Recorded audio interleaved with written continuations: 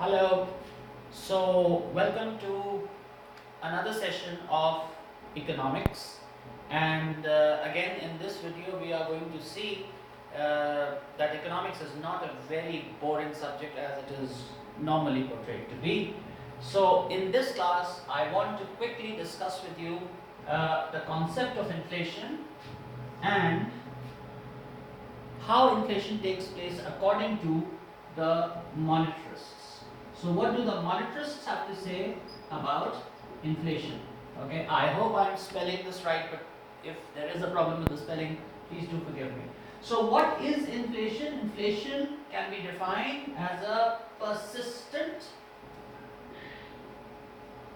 increase in general price levels over a period of time. Okay, so this is very important. There are certain things which are very important in this definition. Persistent.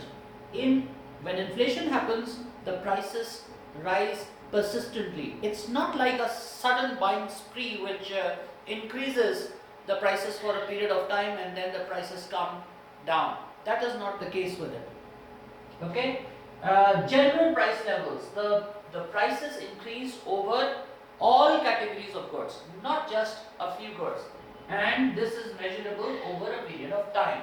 So now we need to see that there are various schools of thought which try to explain why and how inflation takes place.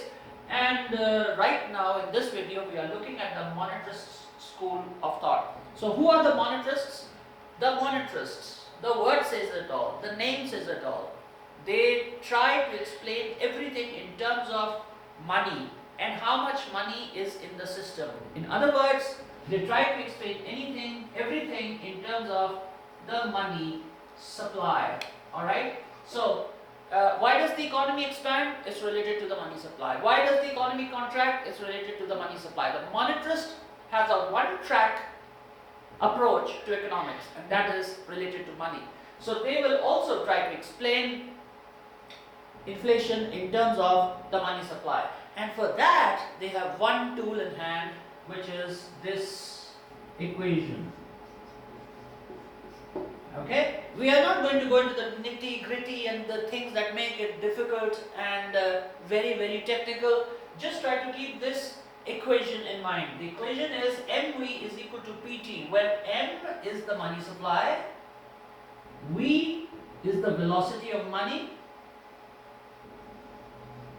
P the prices, and T is the transaction. Okay, well, M is the money supply. So what is velocity? Velocity is money supply is the amount of money circulating in the system. V is the velocity. So what is velocity? Velocity is the number of times money changes hands. Right? The number of times money changes hands. So let's say, again, in order to assume and in order to keep things simple, let's say that we in the country are being paid once a month. So in a year, money changes hands 12 times. Let's take it as an example. Prices, we know what prices are. Transaction, the actual goods which are made and transacted. So when you are looking at this equation, just think of this. The number of times money changes hands, if I am getting salary 12 times in a year, then money supply is it may change, but the velocity of money will not change. Likewise, transaction, the number of times goods are transacted, that will also not change. So what happens is I put a bar above these two variables. What does it mean? It means that the velocity of money in this equation, the velocity of money and the transaction, these two elements are constant. They are fixed. Okay? So, in this situation, if the Federal Reserve or the central bank increases the money supply, when money supply increases, then what happens? In order to balance the equation, T cannot change, that's fixed. V cannot change, that's also fixed. So when money supply goes up, in order to balance the equation, The only thing that will rise are the prices. So the increase in money supply, the greater flow of money in the economy, according to the monetarists, what will it do? It will lead to an increase in general price levels. Okay, and this increase in general price levels will then lead to inflation.